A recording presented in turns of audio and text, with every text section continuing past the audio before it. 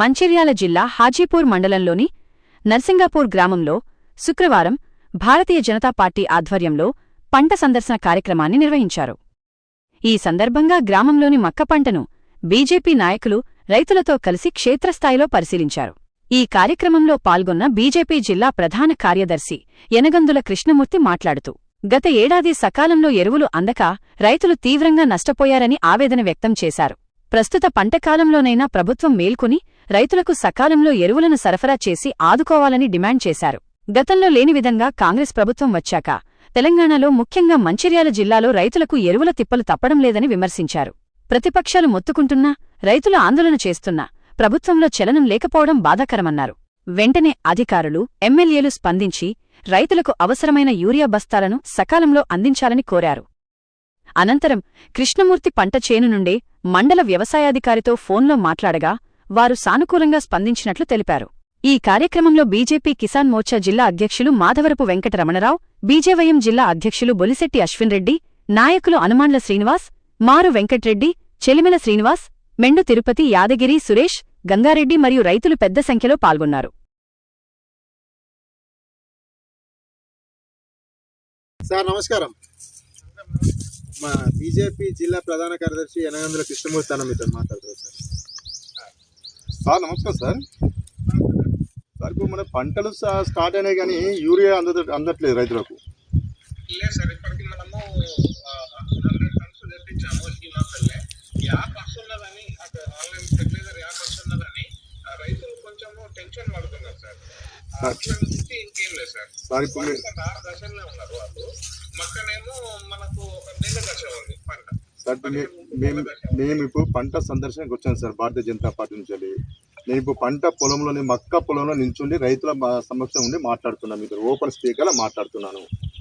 ఇక పంట మొత్తము ఎదుగుదల లేదు, మొక్క సక్క ములవలేదు. యూరియాకు సార్ ఏంటంటే ఇప్పుడు ప్రభుత్వానికి ఇప్పుడు మనకు కొత్తగా వ్యవసాయం చేయట్లేదు కాంగ్రెస్ ప్రభుత్వంలో. ప్రతిసారి చేస్తున్నాం. గవర్నమెంట్ ముందస్తుగా ఆలోచన చేసి యూరియా ఇస్తే ఇప్పుడు ఎప్పుడు లేని సమస్య ఇప్పుడు ఎందుకు వస్తుంది సార్? అది ఒక్కసారి ఇక్కడ మంచిర్యాల జిల్లాలో గత ఏడాది కూడా ఈ కాంగ్రెస్ ప్రభుత్వం వచ్చిన కాంచెల్లి ఎరువులు సరఫరా చేయడంలో పూర్తిగా విఫలమై రైతులను అధోగతి పాలు చేస్తున్నది. రైతులు మందు బస్తాలు దొరకక గత ఏడాది చెప్పులు లైన్లో పెట్టే గత సంస్కృతి ముందుకొచ్చింది. మందు బస్తాలు అందక రైతులకు పంట దిగుబడి రాక తీవ్రంగా రైతులు నష్టపోయిన చరిత్ర ఉంది.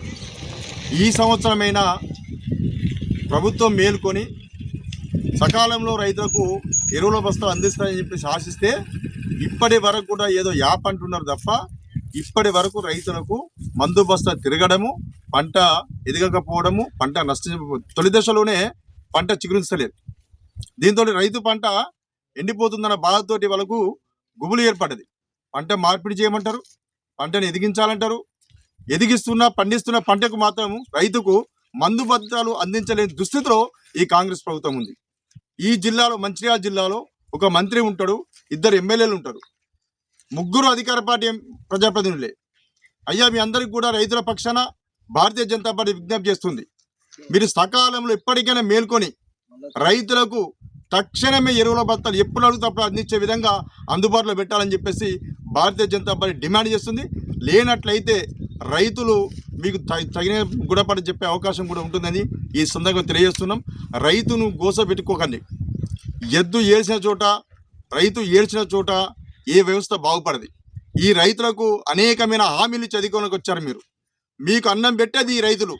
ఆ రైతుకు పంటకు కనీసానికి మీ ఇవ్వాల్సినటువంటి ఎరువుల బత్తను ఇవ్వకపోవడం చాలా బాధాకరం. జరిగిన నష్టానికి బాధ్యత వహిస్తూ ప్రజాప్రతినిధులు ఖచ్చితంగా మీరు ఈ 3 ఎమ్మెల్యేలు, మంత్రి కూడా బాధ్యత వహించి సగం రైతులకు ఎరువుల బత్త అందించాలని భారతీయ జనతా పార్టీ ప్రభుత్వాన్ని కోరుతున్నారు.